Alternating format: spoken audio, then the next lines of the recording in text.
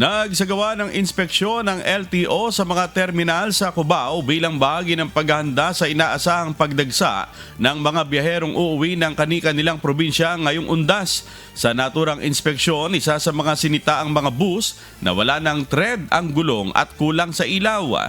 Ayon kay LTO Chief Marcus Lacanilao, dapat tingnan hindi lang ang kapal ng gulong kundi ang tread nito upang maiwasan ng disgrasya lalo na sa mga bibiyahe ng gabi.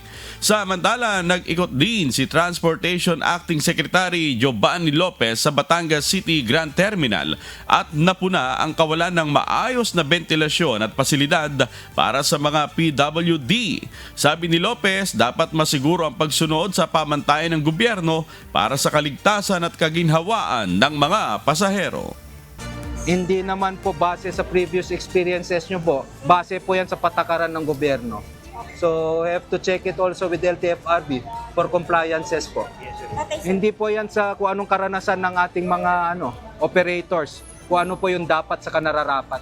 May pamantayan po tayo. Parang ito, ang init. Hindi ba kayo baka lang Again, for the convenience of the passengers.